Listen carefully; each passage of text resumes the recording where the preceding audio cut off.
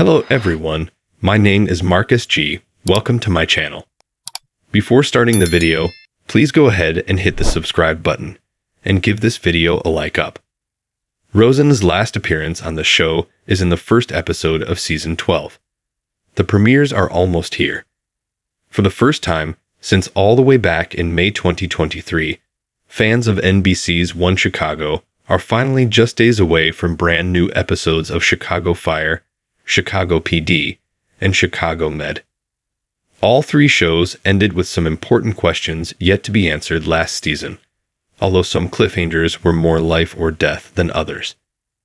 Now, with Fire Season 12, PD Season 11, and Med Season 9 on the way in the very near future of the 2024 TV schedule, these are my top 3 cliffhangers, one for each show, that I can't wait to see resolved ASAP. Chicago Med, the hospital for sale. The biggest development from the Season 8 finale was the exit of Nick Gelfus, when Will Halstead left the hospital in a way that pretty much guaranteed that he could never come back as a doctor, and had me flashing back to ER from back in the day. It wasn't much of a cliffhanger, however, other than setting up the arrival of a replacement in Season 9. The bigger cliffhanger came as a result of Will's sabotaging or 2.0. Jack Dayton was ruined, and he had to sell the hospital. He broke the news to Goodwin in a pretty insensitive way as well, telling her from his hospital bed, "Listen, it's not the first fortune I lost, so I'll survive.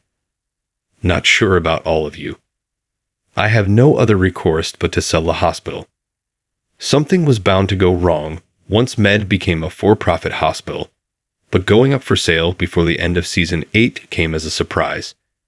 The doctors and nurses have had to deal with budget cuts and stretched resources before, but the idea of staff cuts is a little more intimidating.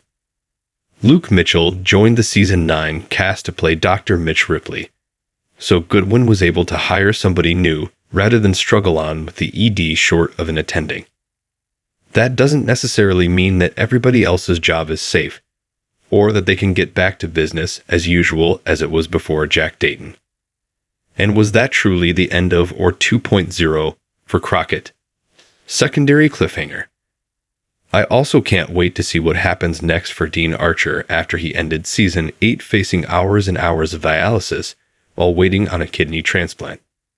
Scene intended to donate, but his drug relapse meant that he wouldn't be able to for 6 months.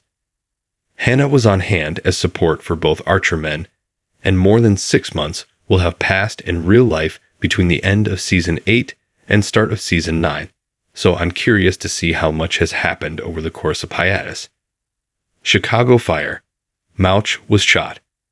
Chicago Fire's high-stakes storyline of the Season 11 finale involved domestic terrorism, which was both a big enough threat to end a season and an excuse to get Casey back into town, with Jesse Spencer reprising his iconic role. While the heroes ultimately prevailed over the terrorists, Mouch took a bullet in the process. He was rushed to Med and treated, and all signs seemed to be that he was on the road to recovery. Then, when Herman was sitting at his bedside to update him on Brett adopting Julia, he noticed Mouch getting paler and discovered blood pooling from the wound in his side. The episode switched over to Brett and Casey's final steam without revealing whether or not Mouch lived, and fans have been waiting since May to find out if he'd survive.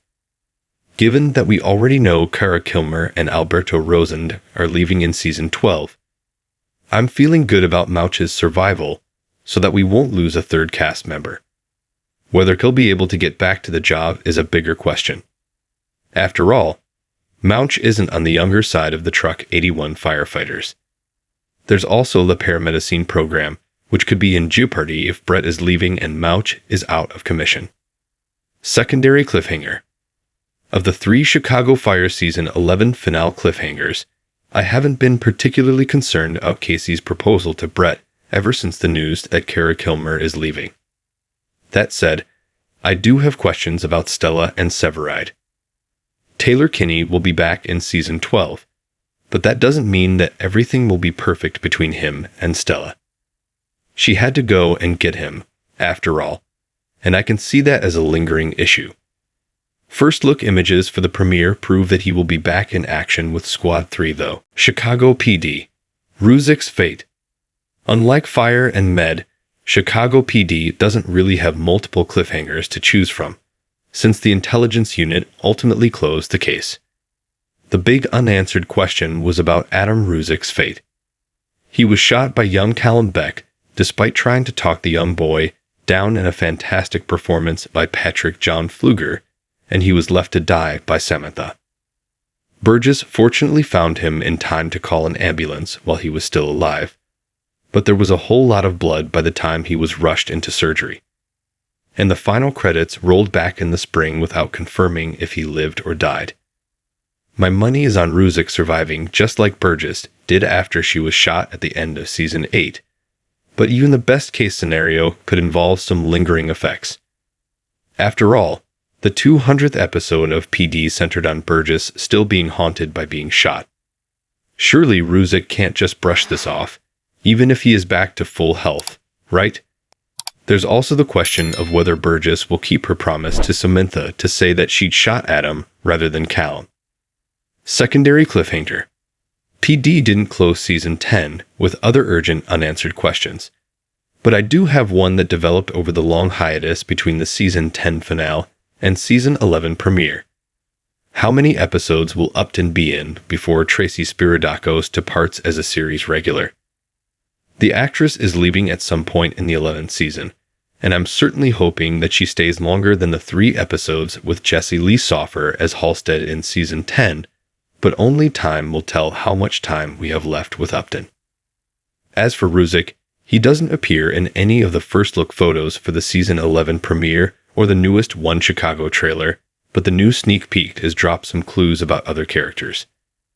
Tune in to NBC on Wednesday, January 17, starting at 8 p.m. ET for the return of One Chicago to finally pay off on all the cliffhangers from the spring.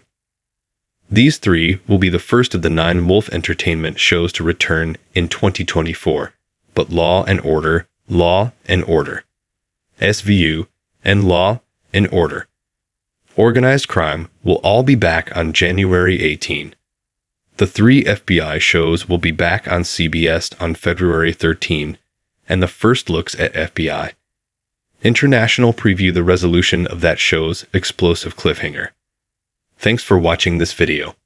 Please subscribe my fast gossip to our channel, and stay with us.